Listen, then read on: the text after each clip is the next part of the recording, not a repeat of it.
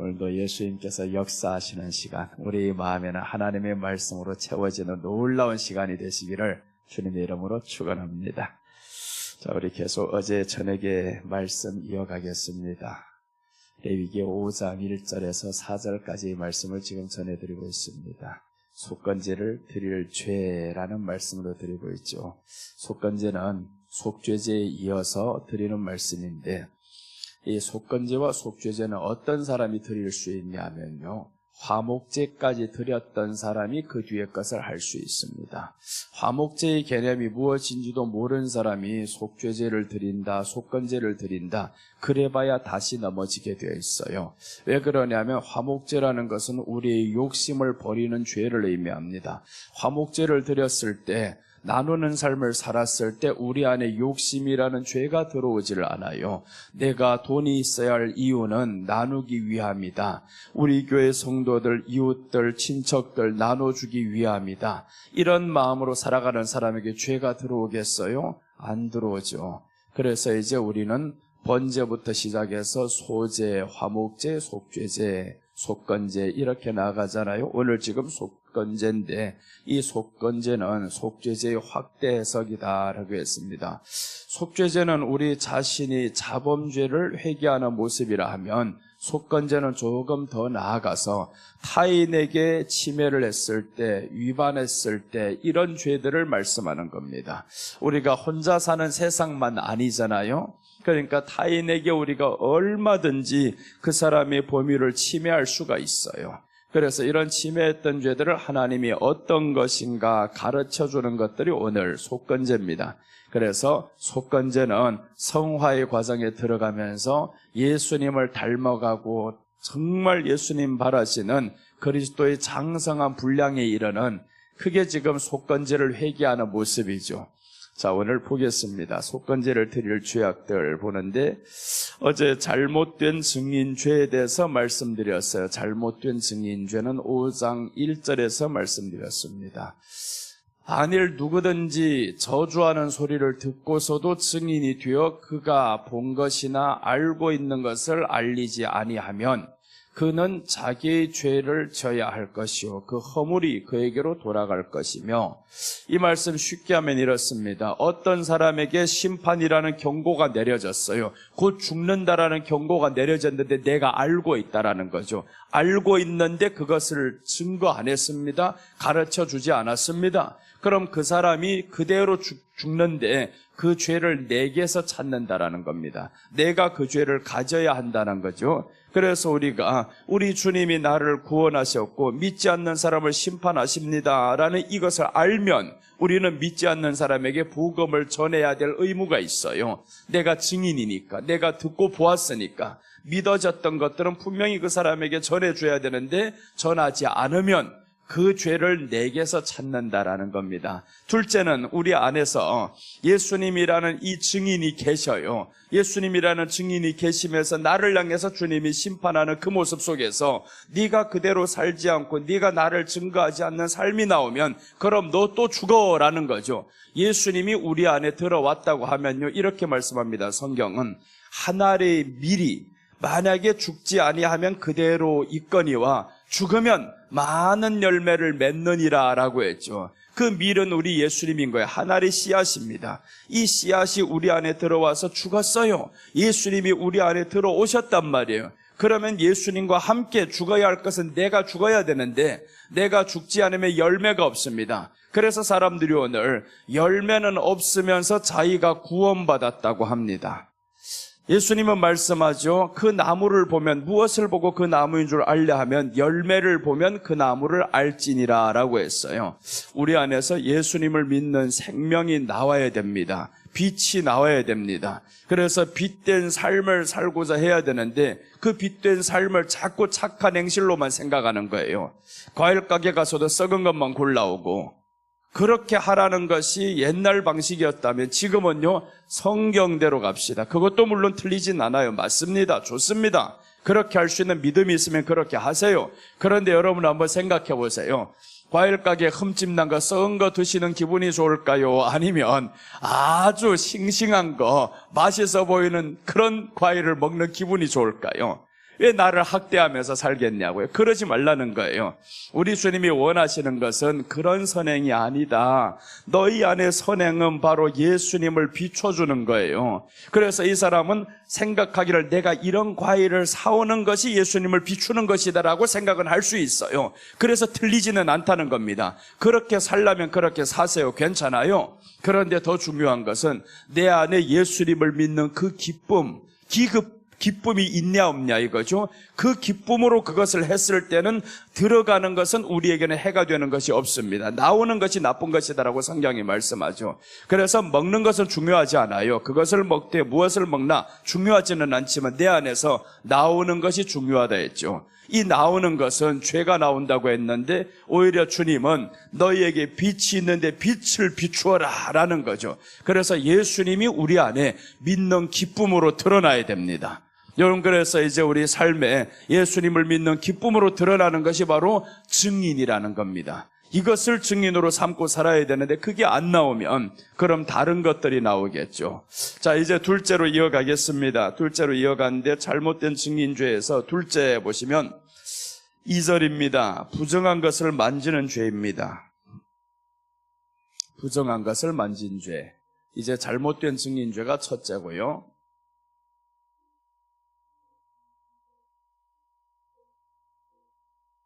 둘째는 부정한 것을 만진 죄입니다.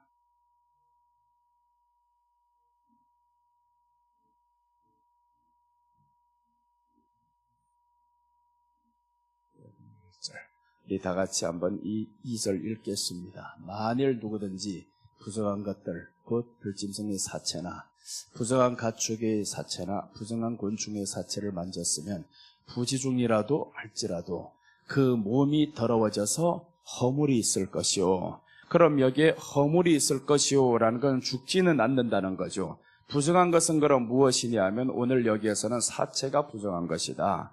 사체는 시체를 의미하죠. 죽은 것을 의미하죠. 죽은 것을 만진 사람은 부정해진다라는 겁니다. 죄가 있어진다라는 말이죠. 그래서 오늘 여기 사체라는 것은 무엇을 의미하냐 하면 쉽게 할 수 있는 내용이잖아요. 생명 없는 것이 사체. 생명이 떠나간 것이 사체입니다. 우리 시체를 의미하면 시체가 생명이 영이 떠나가면 시체가 되는 겁니다. 사체. 이 죽은 것을 만지면 부정해진다. 그런데 여기에서는 이 동물들에 대해서 말씀하죠. 곧 들짐승의 사체나 가축의 사체나 부정한 곤충의 사체를 만졌으면 부지중이라도 할지라도 그 흠이 더러워져서 흠이에요?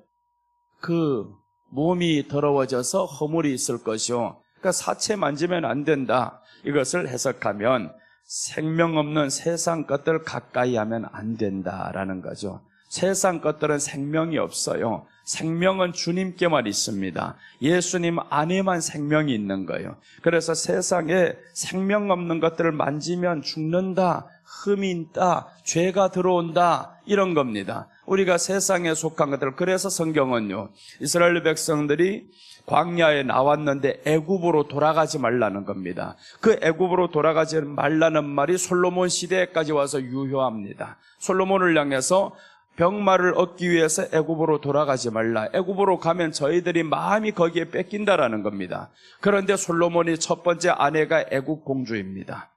애굽의 여인을 취해서 자기의 아내로 삼았어요. 하나님이 하지 말라는 짓거리들을 이 사람은 찾아서 해갑니다.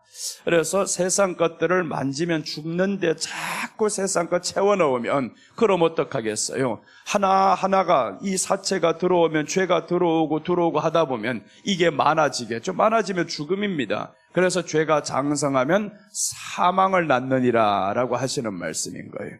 오늘 여기에서 부정한 것을 만진 죄, 이것은 사체인데 생명 없는 세상 것들을 가까이 한 죄입니다.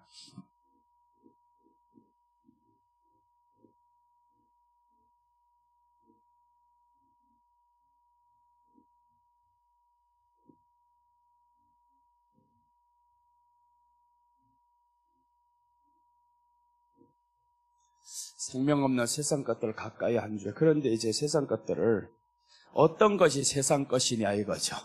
세상에 우리가 다 살잖아요. 먹는 것도 세상 것, 쓰는 것도 세상 것, 이게 세상 것이냐라는 거예요. 여기서 세상 것에 대한 구분이 필요합니다. 세상 것이 무엇이냐 하면 주님보다 사랑하게 하는 것이 세상 것입니다.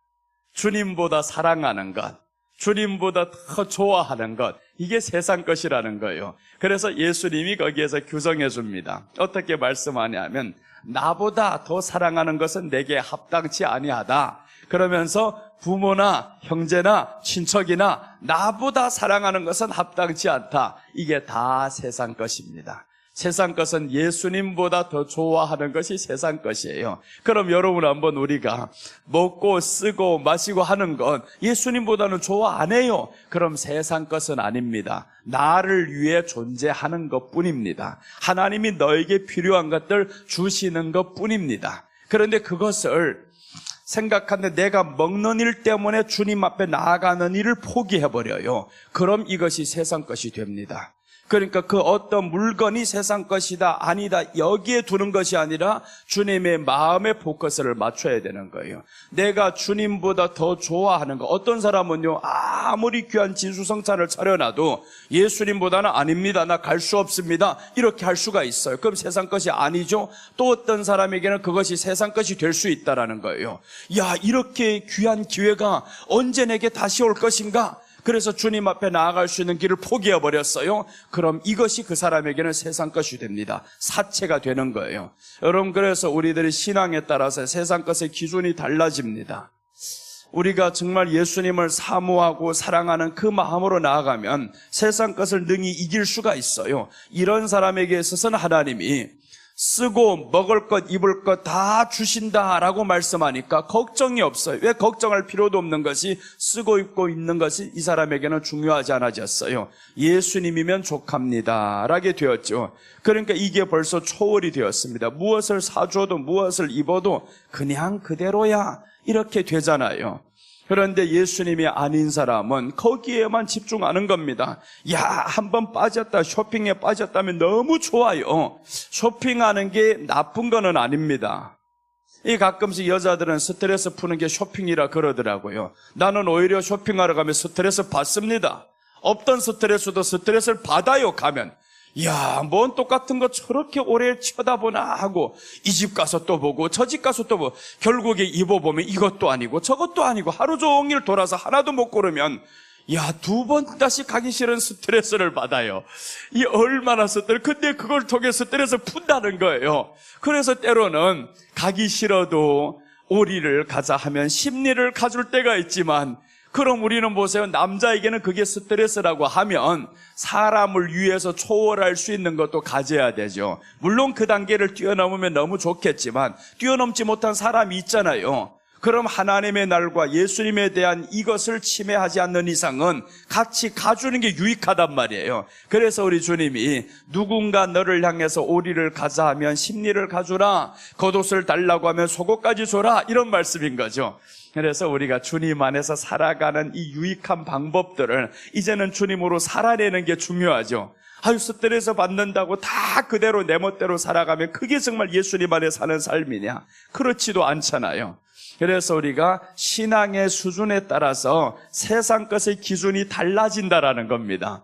여러분, 그래 우리가 어떤 거 하나만 딱 봐도 이게 세상 것이야 이렇게 말하면 아주 낮은 신앙의 차원입니다. 그래서 우리 신앙은 수준을 높여야 되는 거예요. 자꾸 수준을 높이다 보면 우리 예수님이 이 안에 채워지는 대로 세상의 것, 내게는 세상 것이 아닌 것이 저 사람에게는 세상 것이 되어버렸어요.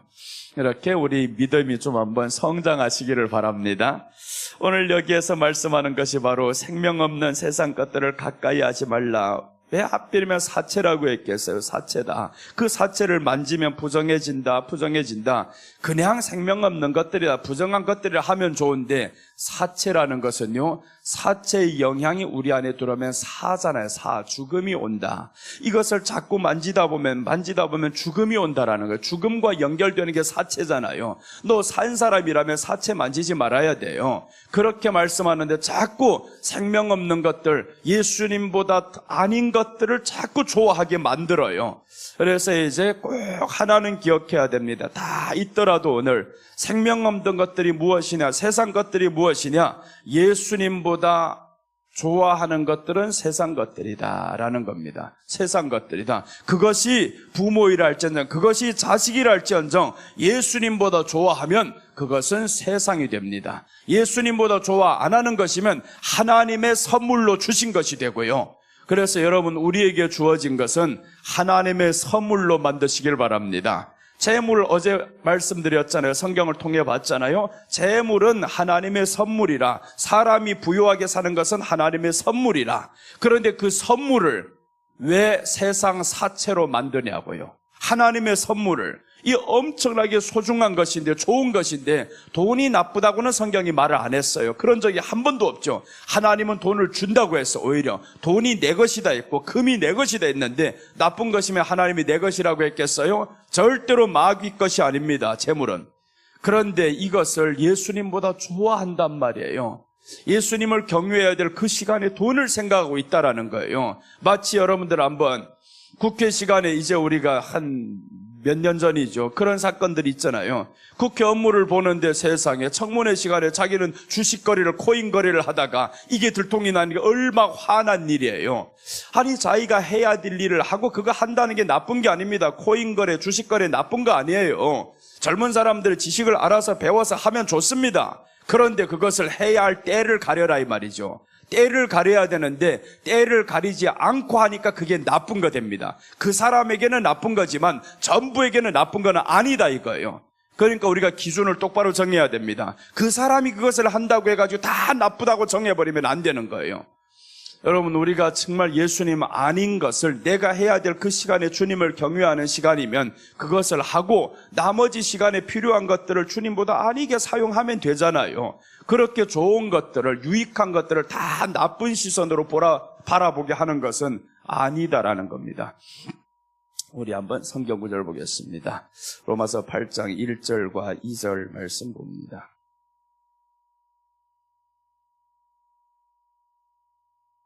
로마서 8장 2절과 2절 보시면 오늘 이 말씀과 한번 같이 보겠습니다. 연결해 보시면, 그러므로 이제 그리스도 예수 안에 있는 자에게는 결코 정죄함이 없나니.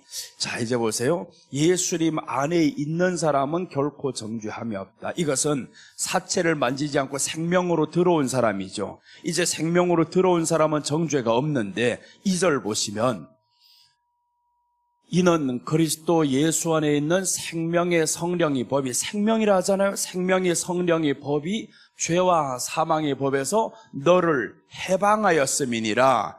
해방하였다라는 것은 여기에서 완전히 너를 멀어지게 했다, 단절시켰다가 아니잖아요. 죄와 사망의 법은 예수님을 사랑하지 않은 죄를 의미합니다. 예수님을 믿지 않은 죄. 여기에서 왜 안 믿었겠어요? 예수님보다 좋은 게 있으니까 안 믿었죠. 모르니까 안 믿었죠. 그러니까 이 사망의 법에서 생명의 법이, 성령의 법이 너를 이제 해방했다라고 했잖아요. 그러니까 우리는 해방이 돼야 되는 거예요. 예수님을 믿는 사람들은 재물에 대해서, 물질에 대해서 해방을 해야 된다. 해방을 해야 되는데, 그런데 해방을 못하고 거기에 보면 막 오금이 저려나 이거. 돈만 생각하면 흥분이 되고, 야, 그 돈이라고 하면 예수님도 버릴 수 있고, 신앙은 다음에 다시 해도 되고, 이런 식으로 사람이 간다라는 거죠. 그게 바로 세상 것을, 사체를 사랑하는 죄입니다. 사체를 만진 죄. 그래서 이제 우리 성화의 과정에서 자범죄를 회개했다 하면, 자범죄는 우리가 교회 와서 예배드리면서 회개하잖아요. 기도할 때마다 회개하잖아요. 내가 오늘도 무슨 죄를 지었네, 이 죄 지었네요. 자범죄는 회개했는데 자범죄 회개로만 그쳐서는 안 된다라는 겁니다. 자범죄보다 더 나아가서 이제는 성화의 단계에 이르러야죠. 그래서 이제 속건제는 확대 해석이라는 겁니다. 조금 더 확대해서 나가자. 우리 생명이 조금 더 확대시켜보자라는 거예요. 그래서 이제 초월하는 것을 의미하는데, 세상 것, 이제 후에 오신 사람들이 다시 한번 말씀드릴게요.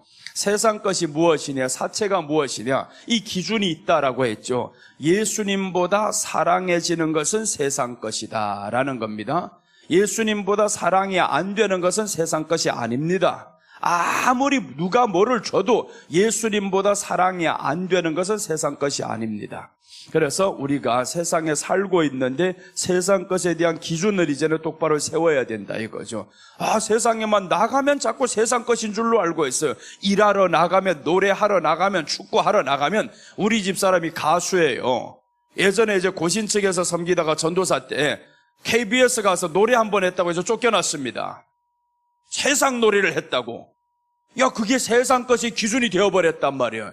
기준을 그렇게 세워놓은 겁니다. 그런데 억울해가지고 성경을 잘 연구했어요.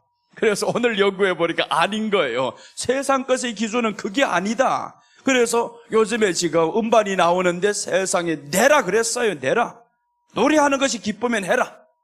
기쁘면 해야잖아요. 예수님보다는 아니죠. 그래서 이제 그것을 하는 것이 직업이라고 하면 해야죠. 세상의 일이 그거 예수님보다 더 사랑하는 것이 아니면 하라는 거예요. 돈이 얼마든지 하라. 신경 쓰지 마라. 그렇게 해서 거기에 떡 묶여가지고 내가 세상 노래를 하면 자꾸 옛날에는 죄라 그랬어요. 세상 노래, 강단에서도 세상 노래를 한다고 목사님 얼마나 욕했습니까? 그런데 그게 서서히 이제는 강단에서는 막 나오잖아요. 세상 노래도 이렇게 하다가 보면 적용으로 들어가는 것에 엄청난 기준이 그때는 있었단 말이에요. 아니야, 세상 노래를 했다고 해서 죄가 아닙니다. 그 노래를 예수님보다 더 사랑하면 죄가 되는 거죠. 그 노래하기 위해서 주일날도 빠져먹고 나가면 죄가 되고, 운동선수가 지금 예수님을 믿는데 이 예수님을 믿는 주일날에 운동경기 시합이 있어요. 그 시합에 내가 나가야 돼 하면 이것은 죄가 되는 거예요. 그 시합은 주일날 하나님 앞에 예배 드리고 나가면 되는데 예배가 아닙니다. 나 그거 해야 됩니다. 그럼 그 죄를 졌으면 어떻게 해요? 오늘 허물이 있느니라 라고 했으니 회개하라 이 말씀인 거죠. 그래서 우리들이 믿음의 수준에 따라서 해야 되는 거지 원칙을 정해두지 말라는 거예요. 사람들은 자꾸 자기 믿음의 기준에 따라서 그렇게 정해버립니다. 그래서 그 믿음대로 안 되면, 내 원칙대로 안 되면 당신과 나는 같이 갈 수 없는 사람이야. 이렇게 되어버려가지고 대한민국에 수많은 교단들이 나왔잖아요. 교단들 다 보면 예수님 잘 믿는 사람들이에요. 그런데 왜 갈라졌습니까? 내가 보는 관점과 네가 보는 관점이 다르다 이겁니다. 다른데 왜 그것을 그렇게 나누어져야 되나고요? 그게 수준 낮은 정도입니다. 낮은 수준의 차원에 있다라는 거죠. 우리는 그래서 성경 그리스도의 장성한 분량에 이르러야 된다라고 했습니다. 장성한 분량에 이르고 보면 이것도 이해가 되고 저것도 이해가 되고 아무쪼록 예수님만 전하면 그것은 유익한 것이다. 싸우면서 전하든 어떻게 전하든 예수님만 전파되면 나는 그것으로 족한다. 이 사도 바울이 고백했던 거였잖아요. 사도 바울의 삶이었습니다. 여러분, 우리 삶에서 세상에 살 수가 있어요. 좋아하는 것들 할 수가 있습니다. 그런데 그 좋아하는 것들이 예수님보다는 아니게 하라는 거죠. 예수님보다는 아니게 하라. 어떤 사람은요, 요즘에 이제 유튜브를 이제 짧게 찍어가지고 올리는 사람들이 있죠. 돈을 벌어요. 괜찮아요. 뭔 어떤 컨텐츠를 하든 간에 돈을 벌어요. 그런데 그것이 주님을 사랑하는 것보다는 더 하지 말라는 말이죠. 그래서 일상생활 가운데서 있는 모든 세상 것들이 다 죄냐? 아니라는 겁니다. 다 죄는 아니다. 예수님보다 사랑하면 그때 죄가 되는 겁니다. 그래서 베드로에게 주님이 이런 질문을 하는 거예요. 네가 이 사람들보다 나를 더 사랑하느냐? 더 사랑한다고 베드로는 고백했죠. 더 사랑합니다. 그러니 주님이 얼마나 좋았겠어요. 최대한 너는 이 사람들보다는 나를 사랑하는 게 사실이다. 내가 그건 안다라는 거예요. 베드로, 예수님의 질문은요, 단지 이 사람들보다 사랑하느냐, 그냥 보면 사랑하느냐 이렇게 보이지만요, 사랑하느냐 그 질문의 원뜻은 그게 아닙니다. 네가 나를 위해서 이렇게 죽을 수 있냐, 아가페의 사랑을 물었어요. 아가페의 사랑, 이 사람들보다 더 사랑하냐, 그 사랑, 비교하는 사랑이 아니라 아가페의 사랑을 물었는데 베드로는 아가페의 사랑을 대답 못합니다. 나 주님 위해서 죽을 수는 없습니다. 그래서 네, 주님을 사랑하는 줄 주님이 아십니다 라고 했는데 그 사랑은 아가페가 아니라 필레오의 사랑을 씁니다. 필레오의 사랑, 우리가 친구로서, 우정으로서 내가 이 사람보다 당신을 더 사랑합니다. 이것만도 예수님이 족하다 이겁니다. 네가 이것들보다, 세상 것들보다 나를 더 사랑하냐? 그래, 그것으로 족하다. 너 나 위해서 죽을 수 없는 건 나도 안다. 두 번째 다시 물어보죠. 네가 나를 사랑하느냐 물었을 때 또다시 아가페로 물어보는 거예요. 그런데 베드로는 또다시 필요의 사랑을 고백합니다. 예수님이 세 번째 물음은요, 이렇게 물어봅니다.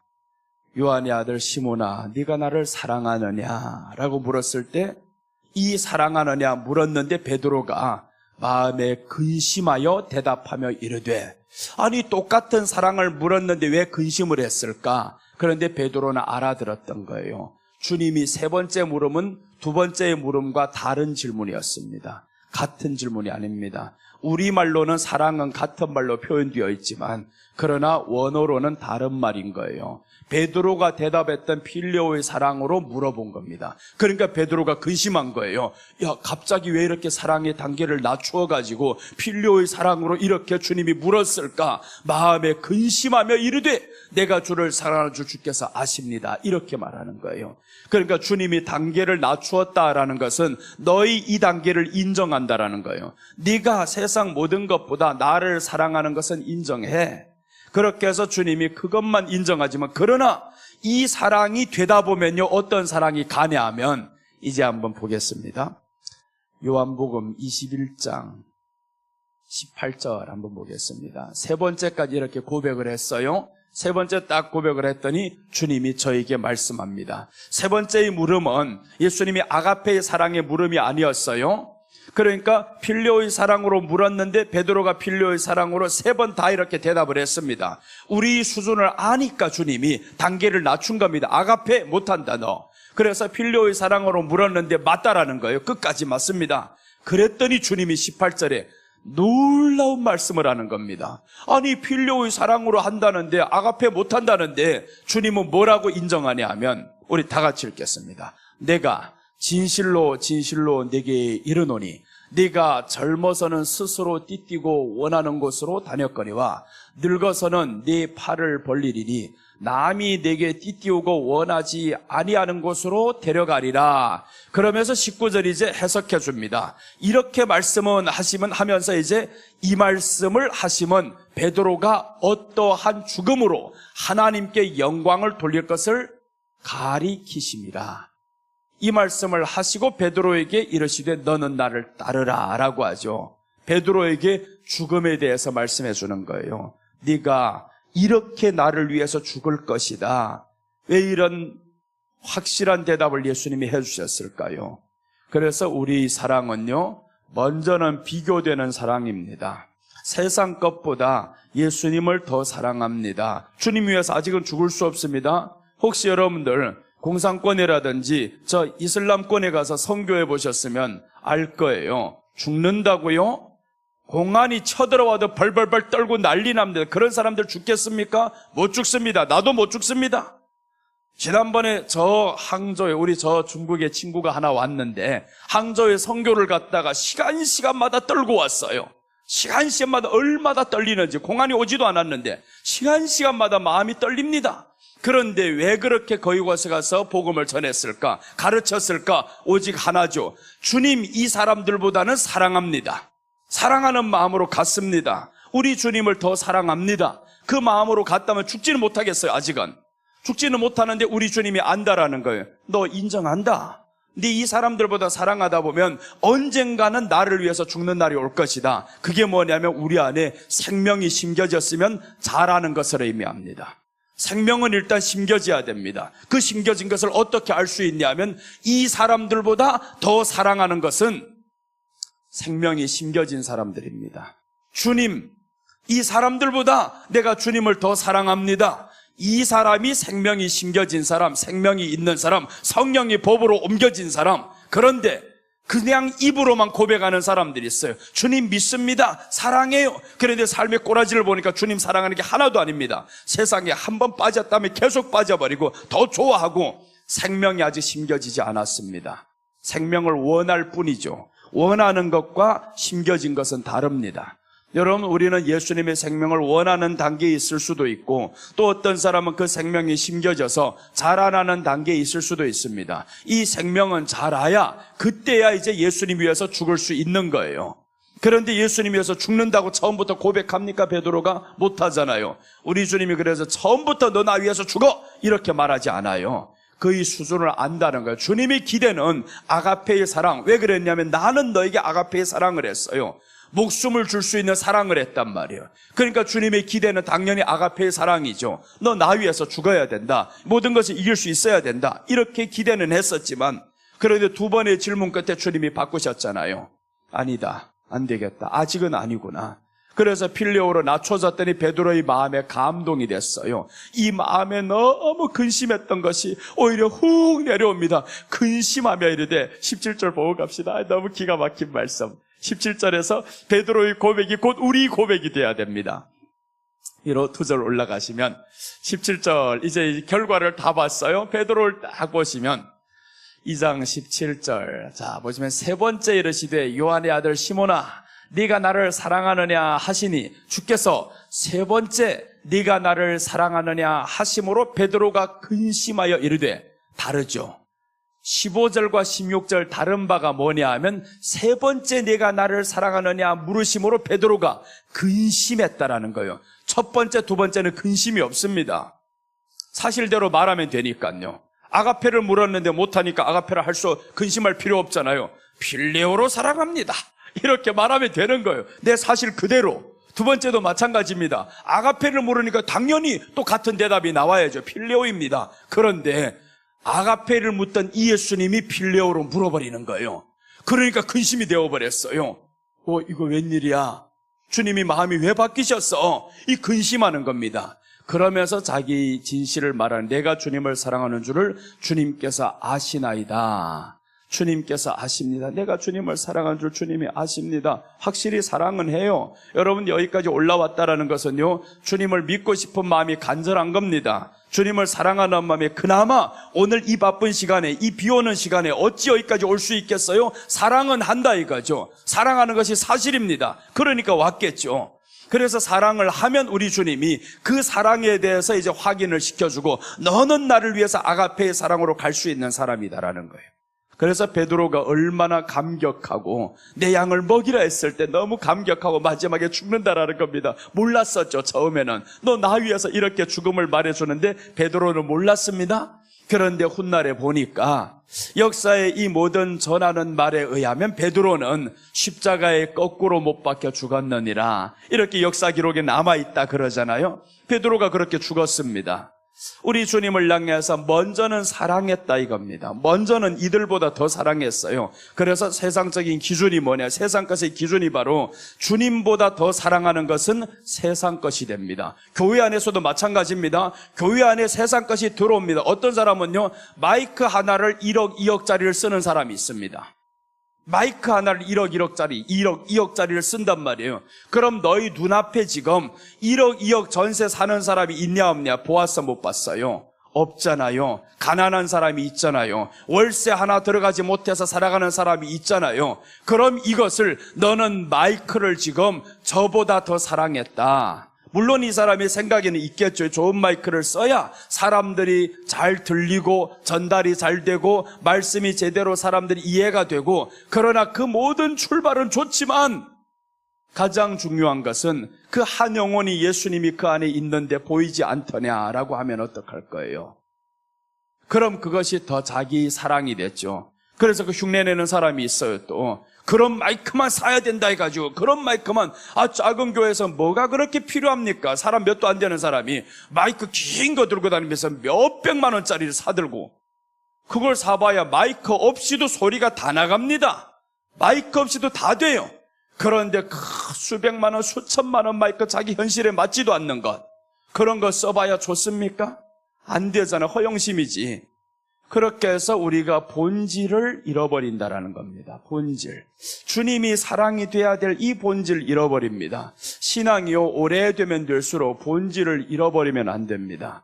오히려 오래되면 될수록 주님을 향해서 처음에 출발이 사랑이었다면 성장이 되는데 처음에 출발이 사랑이 아닌 겁니다. 그래서 요즘에 이단의 기준 보세요. 이단들 보면 참 우리보다 믿음이 있어. 예수님 엄청 사랑하는 것 같아요. 그런데 본질이 잘못되었다라는 거죠. 너희 출발은 예수님 사랑이 아니라 고치는 데 본질이 있어요.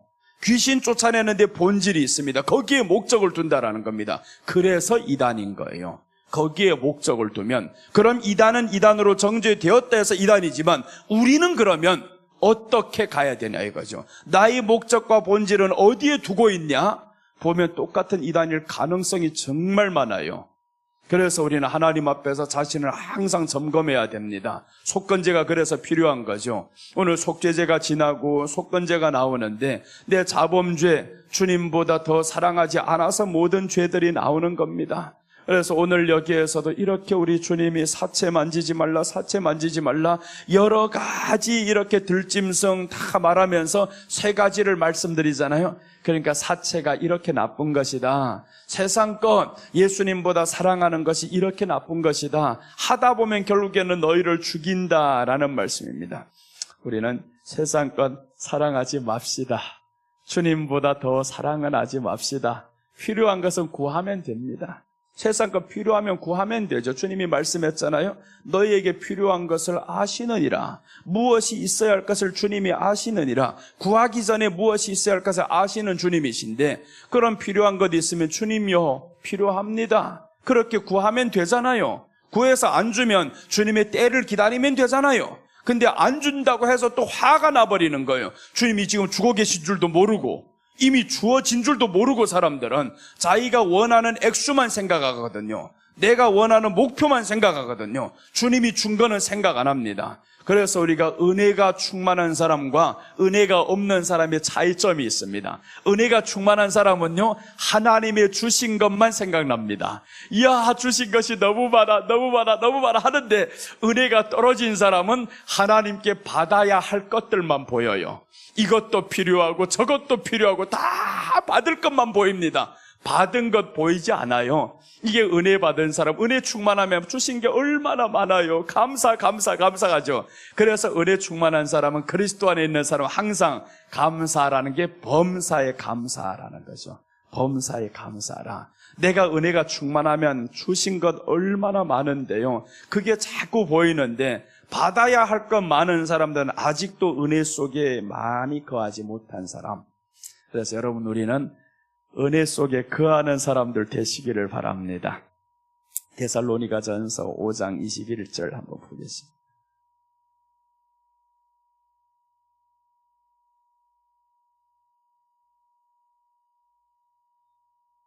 데살로니가전서 5장 21절에 보시면 범사에 헤아려 좋은 것을 취하고, 자 보세요, 범사에 헤아려 좋은 것을 취하고 라는 것을 하나님의 뜻에 갖다 이제 연결을 시켜볼게요. 하나님의 뜻이 이제 여기 조금 더 앞에 가보면 나옵니다. 이제 5장 여기 21절에 왔었죠. 그런데 이 말씀은 하나님의 뜻에 이어서 내려오는 말씀인 거예요. 하나님의 뜻은 세 가지가 있다라고 했어요. 항상 기뻐하라, 범사에 감사하라, 쉬지 말고 기도하라.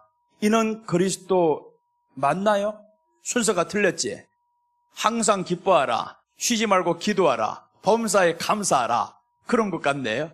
자, 보시면 이렇게 세 가지 하나님의 뜻이라는 거예요. 하나님의 뜻이다.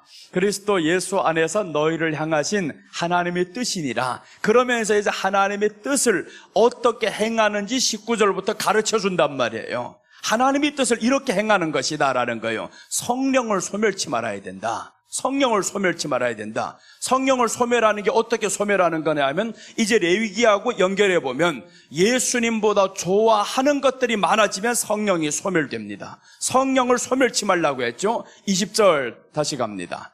예언을 멸시하지 말고, 예언이라는 것은 성경에 예수님을 증거된 모든 것은 다 예언입니다. 그런데 오늘날의 사람들이 예언을 잘못 생각했어요. 이 예언은 미래의 것을 말해주는 것이 예언인 줄로 알고 있어요. 그래서 우리 인생을 누군가가 맞춰주면 그게 대단한 사람인 줄로 알고 있어요. 아니다라는 거예요. 예언은 예수님의 예언입니다. 예수님 자체가 예언인 거예요. 그래서 구약 전체가 누구를 예언했냐 하면 예수님을 예언했어요. 그 예언의 방식이 말씀이라는 거죠. 말씀을 통해서 예언을 했습니다. 그럼 여러분, 우리는 무엇을 접하냐 하면, 예언을 멸시하지 말고라는 것은 예수님에 대해서 기록된 예언의 말씀 멸시하지 말라는 거죠. 성경의 말씀 멸시하지 말라. 그런데 단지 사람들은 예언의 은사만 좋아하는 거예요. 방언의 은사, 이런 것들만 좋아하지. 예언의 은사, 예언이라는 걸 자꾸 이런 쪽으로만 생각한단 말이에요. 미래에 나타날 일, 모를 일, 이런 것들을 하기를 원해서 사람들 원래 이런 근성이 있습니다. 점쟁이를 그래서 찾아가는 거죠. 점쟁이 찾아가가지고 뭐 하는 거 있습니까? 지난날에 과거를 보니까 이거 맞추고 저거 맞추고 하니까 신나. 진짜 아는 것 같아요. 그건 속임수. 네가 아는 건 나도 알아. 안 그래요? 점쟁이가 아는 건 내가 아는 것입니다. 그런데 내가 모르는 것 저기가 지금 말해준단 말이에요. 그게 믿어진 내가 아는 거 네가 아는 정도의 수준인데 나도 모르는 미래의 날을 네가 맞출 수 있어? 귀신이 모릅니다. 앞날 내일 일은 아무도 모르고 아버지만 아시느니라 라고 했어요. 아버지만 아시느니라. 아들도 모른다고 해서 내일 일은 아버지만 아시느니라. 그런데 귀신한테, 점쟁이한테 가가지고 그거 물어보면서 돈을 왕창 내는 사람들이 있죠. 왕창 내는, 그게 예언 때문에 그러는 겁니다. 예언 때문에. 그런데 그 예언이 적중한단 말이에요. 어떨 때는 누가 대통령이 될 것이다. 둘 중에 하나를 선택하는데 그게 50%의 확률이 아닙니까? 둘 중에 하나지. 세상에 나타나는 뉴스에 둘 중에 하나, 1번 후보, 2번 후보 나오는데 그럼 둘 중에 하나, 모든 세상의 지지율이 다 나오는데 이 사람 아니면 이 사람이야. 그럼 점쟁이가 알아맞추니 그게 뭐가 대단하다고요. 나도 알아맞출 수 있겠다. 50%의 확률이어서 그렇지. 이 사람 될 수도 있고 저 사람 될 수도 있고 그렇잖아요. 우리 지난번에 선거 때 그렇잖아요. 윤석열 대통령, 이재명 후보 둘이 나왔을 때 맞출 확률이 반반입니다. 이건 반반이지. 그걸 맞췄다고 대단한 게 아니잖아요. 그럼 1번을 찍어가지고 맞춘 사람은 다 그럼 예언자냐고요. 아니잖아요 그게. 그런데 이런 헛된 것에 사람들이 속는다라는 겁니다. 자기가 모르는 것 맞추는 게 뭐가 그렇게 대단한 것이어서 아닌데, 오늘 예언에 대해서 그래서 예언을 멸시하지 말고라는 것은 성경에 기록된 모든 것은 다 예언입니다. 예수님은 예언으로 이 땅에 오셨습니다. 그래서 갈라디아서 4장 4절은 때가 참에 주님이 오셨다라는 거예요. 때가 참에. 예언하신 그분이 때가 차니까 오신 거예요. 예언을 멸시하지 말고, 안 찾아도 괜찮아요. 자, 이제 다시 한번 거기로 갑시다. 20절. 데살로니가전서 5장 20절. 이제 내려가면서 21절까지 왔잖아요. 이제 21절 봅니다. 21절 보면 이제 이렇게 나옵니다. 삶이죠. 이제는 예언을 멸시하지 말고라는 것은 우리 생각으로, 우리 행동으로 멸시하지 말아야 된다. 그 다음에 이제 범사에 헤아려 좋은 것을 취하고, 범사에 헤아려 좋은 것이 무엇이냐? 여기에 이제 해석의 기준이 달라집니다. 범사에 헤아려 좋은 것이 무엇이냐? 오늘 우리가 레위기를 해석하는 이런 측면에서 보면 사체가 무엇이냐 봤더니, 사체는 세상 것은 예수님보다 더 사랑이 되는 것이 세상 것이었습니다. 그럼 범사에 헤아려 좋은 것은 예수님보다 사랑이 안 되게 만들어야 돼요. 범사에 헤아려 좋은 것을 취하고 내가 이것이 있을 때 예수님을 더 잘 경외할 수가 있고 더 잘 믿을 수가 있고, 그렇다고 하면 그 사람에게 있어서는 돈이 많으면 예수님을 더 잘 믿을 것 같은 사람은 하나님이 그 돈은 그에게 좋은 것입니다. 돈이 많아서 예수님을 떠나는 사람들이 있어요. 그럼 이 사람에게 있어서는 그 돈이 해로운 겁니다. 누군가에게는 돈이 하나님을 위해서 쓰는 돈이 됐는데 게하시에게는 돈이 자기를 위해서 쓰려고 하다 보니까 문둥병이 발해버렸죠. 그 사람에게는 돈이 해로운 겁니다. 그런데 훗날에 와가지고 돈이 유익할 때가 있어요. 그 유익할 때 그 돈은 그 사람에게서 오히려 범사에 좋은 것이 됩니다. 그래서 우리들의 기준이 정말 예수님으로 기준 딱 잡아놓고 봐야 이게 기준이 정확하게 나오는 거지, 아니면 돈이 나쁜 것이다, 돈이 좋은 것이다, 이런 기준 가지고 하면 안 되는 겁니다. 그래서 돈을 사랑함이 일만하게 뿌리가 되나니 라고 했는데 사랑이 덧붙여지잖아요. 그 사랑은요, 누구보다 더 사랑이겠어요? 예수님보다 더 사랑하면 일만하게 뿌리가 되는데 믿음에서 떠나게 한다라고 말씀합니다. 믿음에서 떠나게 합니다. 돈을 사랑하면, 그럼 돈도 아니죠. 다른 것도 마찬가지겠죠. 예수님보다 더 사랑하는 것은 믿음에서 떠나게 합니다. 이제 그 말씀 보고 갑시다. 디모데전서 6장 10절 한번 보겠습니다.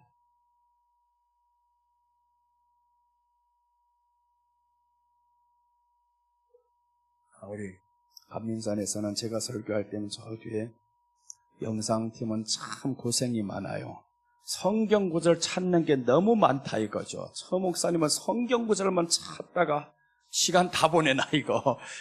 그래서 좀 적게 찾고 싶은데 안 돼요 그게. 자꾸 성경 말씀이 생각나는데 어떻게 안 찾으랴. 자, 그래서 보시면 6장 10절 보면 돈을 사랑함이 일만하게 뿌리가 되나니 이것을 탐내는 자들은 미혹을 받아 믿음에서 떠나 많은 근심으로써 자기를 찔렀도다.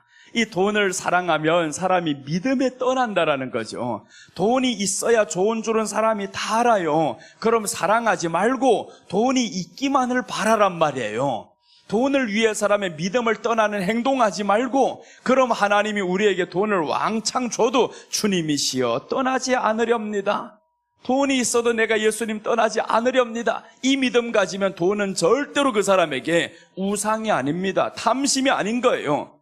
그래서 오늘 여기에 돈을 탐내는 자들은 하잖아요. 이것을 탐내는 자들은 미혹을 받아. 돈에 탐내다가 미혹을 받습니다.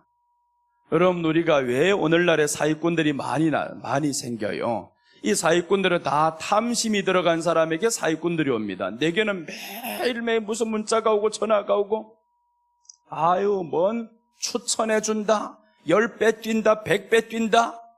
그렇게 좋은 게 있으면 왜 나한테 하겠냐고. 니네 집 식구들만 다 소개하라. 자기네 집 식구들 먼저 먹고 살아야 되잖아요. 더 잘 돼야지. 왜 나 이름도 뭐 지난번에 어떤 여잔데 아주 얼굴판이 이쁘장한 거 배경화면으로 걸어놓고 내게 접근해 왔어요. 그래서 자기가 지금 저 중동에서 거금이 있다는 거예요. 큰 돈이 있는데 이거 맡길 사람 없다라는 거예요. 그래서 내게 주소를 물어보는 거예요. 보내주겠다고. 야, 그 소리 믿을 바보가 어디 있냐? 그 소리 니라면 믿겠냐고. 그 소리 믿을 사람 어디 있냐고. 그래서 이제 예수님 믿으시오 라고 해버렸어요. 깜짝 놀라가지고 예수님 믿으시오. 이건 안 통하는 사람이구나. 나를 삭제해버리더라고요. 2번 다시 말 안 하더라고요. 여러분, 우리가 생각에 하나님이 지혜를 주셨잖아요. 탐심이 없으면 그런데 빠지지를 않아요. 왜 쓸데없는 탐심을 가지고 내가 노력한 것에 어떻게 생긴다면 좋지, 노력도 안 했는데 알지도 못하는 사람, 이 사람이 돈을 준다 하는데 믿어집니까 그게? 그걸 믿는 사람들이 있다라는 거죠. 그래서 이제 사기를 당하지, 자꾸. 사기를 그래서 사람들이 당하고, 요즘 그래서 나한테 이런 상담하는 사람 많아요. 그런 사람 찾을 수 있냐고. 은행 계좌번호 다 있다고. 내가 돈을 입금한 이 모든 자료가 있다고. 내가 경찰이냐? 그걸 어떻게 하냐고. 잡을지 못 잡을지. 나한테 상담을 해요. 사기를 이렇게 당했는데 1,000만 원을 입금했는데 그 사람 신분증도 있고요, 그 사람 계좌번호도 있고요. 사이버 수사대 빨리 신고하세요. 나한테 말할 게 아니라 빨리 신고를 해야지. 못 찾을 확률이 더 많죠. 그런 걸 보내주는 사람이 국내에 있겠습니까? 해외에 다 두고 사는 사람들이지. 못 잡을 확률이 많지만 왜 그런데 속냐고, 이 바보들이. 그래서 속는 사람들 먼 데 있는 게 아니라 우리 교회 안에도 몇 명 있어요. 이거 목사도 하나 속았습니다. 2,000만 원 속아가지고, 그 보이스피싱에 당해가지고. 이렇게 한 사람들이 다 있는데 일반 사람들이 다 당하고, 요즘에 그래서 이제 보이스피싱은 요즘 참 사람들이 탐심만 노리는 게 아니더라고요. 우리 안에는 약점도 노립니다. 사람이 두려워하는 건, 사람이 무서워하는 게 무엇이냐. 그래서 이제 어떤 데 보면 음식물 쓰레기 잘못 버렸습니다 하고 이렇게 딱 와버려요. 과태료 얼마 부과됩니다. 빨리 돈을 내세요 하고 딱 찍고 들어가면 결국에 그 안에 뭐가 나오냐면, 우와, 신분 다 해야 되고 거기에 돈 내는 과정을 다 써야 되는데 쓰다 보면 넘어가는 거죠.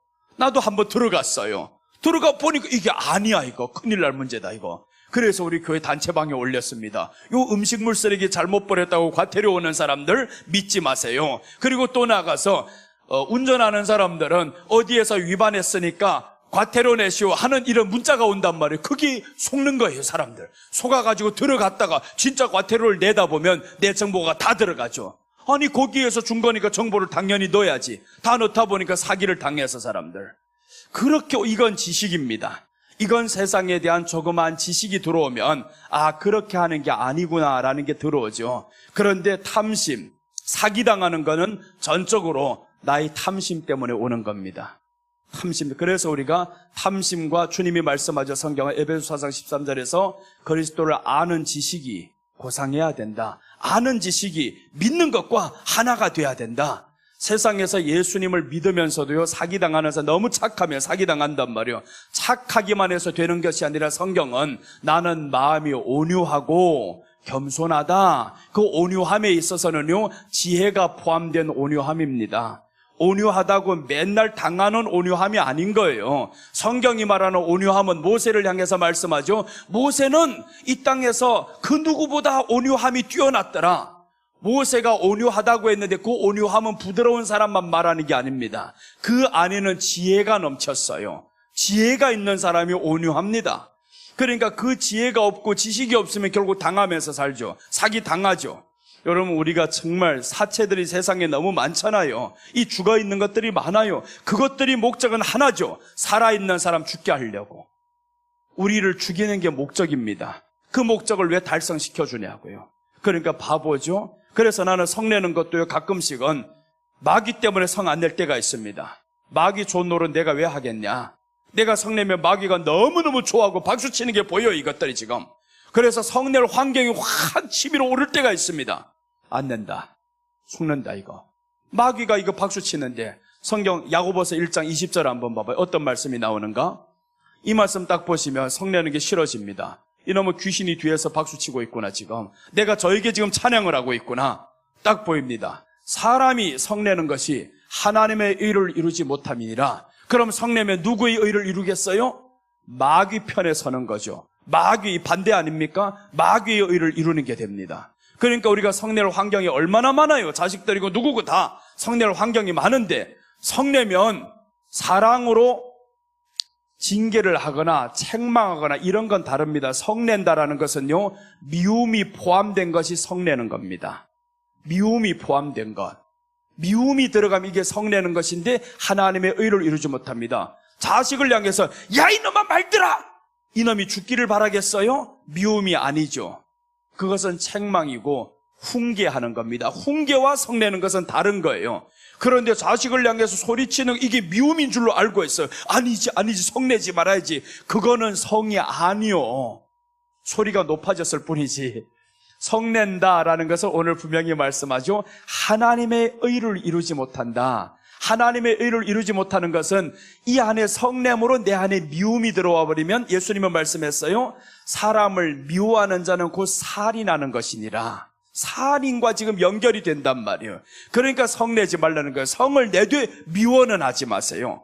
부부간에 성은 내되 미워는 하지 말라. 아유, 이거 정말 죽지도 않고 이런 마음 가지고 있으면 그럼 이게 하나님의 의를 이루지 못하는 겁니다. 살다 보면 어찌 다투지 않을 수가 있겠어요? 언성이 높아질 수는 있죠. 그러나 내 마음에는 미워하는 마음은 빼야 됩니다. 미워하는 마음. 이 미워하는 마음이 딱 빼면요, 그때부터는 성내는 것을 성으로 들리지 않습니다.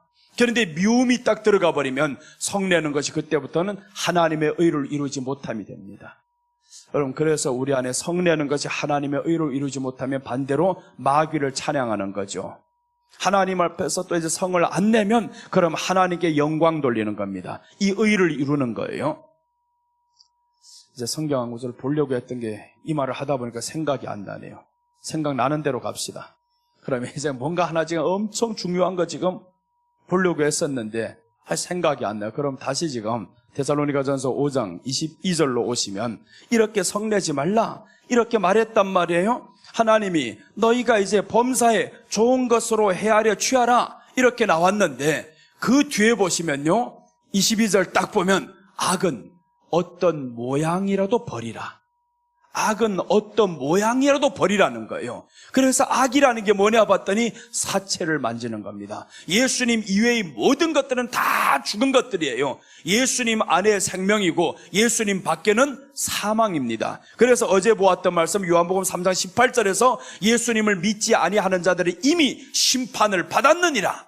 예수님 밖에 있는 사람들은 사망한 사람들, 예수님 안에 있는 사람들은 생명을 얻은 사람들인데 이 생명이 자라가는 사람들이어야 됩니다. 생명을 얻고 자라나지 못하면 그것만큼 속이 탄 일이 없어요. 여러분들 아이가 있는데 손주가 있는데 손녀가 있는데 얘들이 지금 태어나가지고 자라지를 않네요.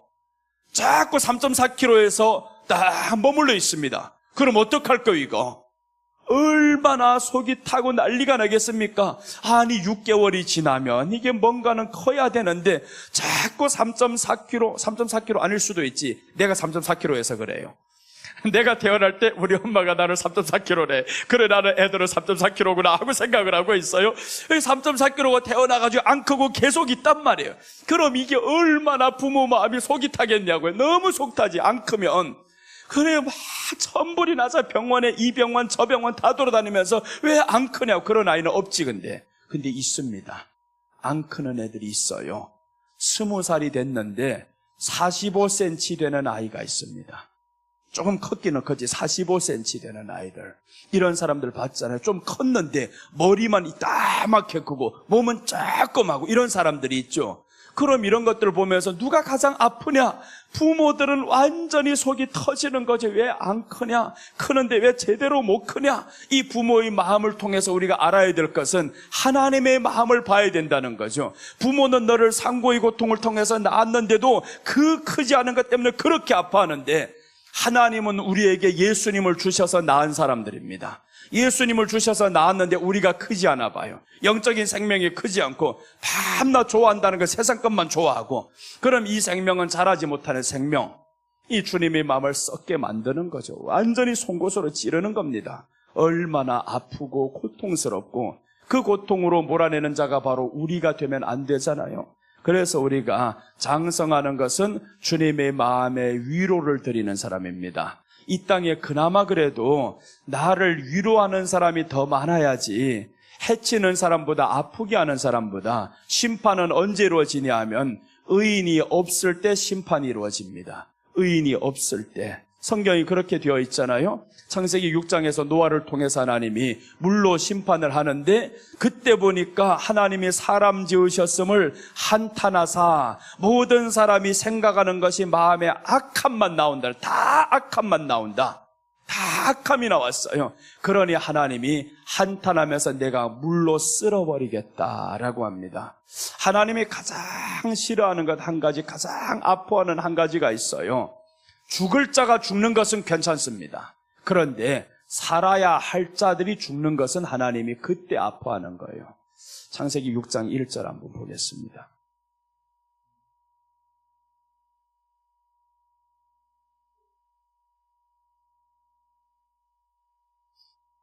창세기 6장 1절 우리 보시면, 사람이 땅 위에 번성하기 시작할 때 그들에게서 딸들이 나니. 딸이 나는 건 별 문제 아니죠. 딸이 날 수도 있죠. 그런데 중요한 것은 2절 보시면, 하나님의 아들들이 사람의 딸들의 아름다움을 보고 자기들이 좋아하는 모든 여자를 아내로 삼는지라. 여기가 문제가 터집니다. 여기에서 사람의 딸하고 하나님의 아들이 구분이 됩니다. 누가 사람의 딸이고 누가 하나님의 아들들인가? 성경을 통해서 말씀드릴게요. 사람의 딸은 누구냐 하면 창세기 4장에 나옵니다. 창세기 4장에 사람의 딸, 이제 여기에서 이쪽은 하나님의 아들. 이 하나님의 아들들을 천사라고 해석하는 사람들이 있어요. 미쳤어 이거는. 천사가 그러면 사람과 어떻게 결혼을 하냐고요. 말도 안 되는 소리 하는 겁니다. 모르면 모른다고 지나가 버리는 게 훨씬 나아요. 여기에서 하나님의 아들들이 사람의 딸들의 아름다움을 보고 자기들이 좋아하는 모든 여자들을 아내로 삼아버렸어요. 그러니 여기에서 얼마든지 자기가 좋아하는 것은 다 끄집어왔다 이거죠. 그럼 여기에 사람의 딸은 누굴까라고 보면, 사람의 딸은 창세기 5장에서 이제 아담의 족보를 통해서 말씀합니다. 아담은 누구로부터 나왔냐면 하나님으로부터 나왔다라고 이렇게 5장 1절부터 시작이 되는 거예요. 그래서 4장의 족보와 5장의 족보가 다릅니다. 4장의 족보는 누구냐 하면 가인의 후손들이 사람의 딸인 거예요. 그래서 가인의 족보와 아담의 족보가 이제 갈라지는데, 여기 보면 가인의 족보는 창세기 4장입니다. 4장. 여기는 5장은 이제 5장이 나오는데 아담의 족보가 나와요. 이 아담의 족보가 나오는데, 아담은 5장 시작할 때 이렇게 말씀합니다. 하나님의 형상으로 아담을 지었다. 그러면서 이제 아담이 하나님의 형상대로 지음을 받았는데 여기에서 가인과 아벨을 낳는데 두 갈래로 나뉘는 거죠. 가인은 하나님을 떠난 자, 아벨은 하나님을 쫓는 자. 이렇게 해서 하나님을 쫓는 자가 가인에게 죽임을 당합니다. 그 다음에 이제 4장 마지막에 가면 하나님이 어떻게 주셨다 했냐면 가인이 아벨을 죽인 대신에 셋을 주셨더라 이렇게 나와요. 가인이 아벨을 죽인 대신에 셋을 주셨더라. 그래서 셋이 에노스를 낳을 때 그때부터 사람들이 하나님을 비로소 불렀더라 이렇게 하면서 4장이 마치거든요. 하나님을 불렀더라라고 나와요. 그럼 하나님을 부르는 계보와 하나님을 부르지 않는 계보가 나뉘는 거죠. 하나님을 부르는 계보들은 하나님을 아버지라 부르는 계보들이고 하나님을 부르지 않는 계보들은 사람의 계보가 됩니다. 사람의 계보가. 그래서 가인과 아벨이 태어나면서부터 아벨은 죽고 이제 아담의 계보로 시작되고 하나는 가인의 계보로 시작됩니다. 4장을 다 보면 이해가 되는데 어차피 시간 많으니까 합시다. 그러면 4장 17절부터 한번 보겠습니다. 4장 16절부터. 이번에 5장까지만 마치기로 하고 원래 좀 더 가면 5장 더 지나서 6장까지도 갈 수 있는데 이렇게 흘러가면 못 나갑니다. 이제 이렇게 그런데 많이 나가는 게 중요한 게 아니라 넓게 깊게 나가는 게 중요하잖아요. 그래서 우리 확실하게 알고 가자 이겁니다. 4장 16절부터 보면 가인이 여호와 앞을 떠나서 에덴 동쪽 노 땅에 거주하더니, 자 이제 가인이 여호와 앞을 떠나버렸습니다. 이 아벨을 죽이고 여호와 앞을 떠났어요. 떠나서 이제 거기에서 에덴 동쪽 노 땅에 거주하더니라고 했는데, 노시라는 말은 유리하다, 방황하다 이런 뜻입니다. 하나님 앞을 떠났더니 유리하다, 방황하다 이런 삶을 사는 거예요. 세상 것만 위해서 살아가는 거죠. 그래서 이제 이 가인의 후예들이 보면 여기에서 음악가들이 나와요. 여기에서 무기를 만드는 사람이 나오고 세상의 모든 재주들이 다 여기에서 나옵니다. 자, 이제 뒤에서 계속 가면서 보겠어요. 아내와 동침함에 그가 임신하여 에녹을 낳은지라. 가인이 성을 쌓고 그 아들의 이름으로 성을 이름하여 에녹이라 하니라. 그럼 하나님을 떠난 사람들은 누가 이제는 자기 보호자가 되냐면 아들이 보호자가 되는 겁니다. 아들. 그래서 아들을 위해 살아가는 거예요. 아들을 위해서 뭘 지었어요? 성을 지었죠. 성이 우리 보호자다라고 했는데 결국에 그 성의 이름이 아들이 됩니다. 오늘 그대로 그렇잖아요. 보시면 그가 임신하여 에녹을 낳은지라. 가인이 성을 쌓고, 성을 왜 쌓겠어요? 외적의 침략을 막으려고, 보호하려고. 그래서 저 중국 가면 만리장성이 있고 우리도 성이 많잖아요. 이런 성이, 남한산성 이런 것들 왜 다 있습니까?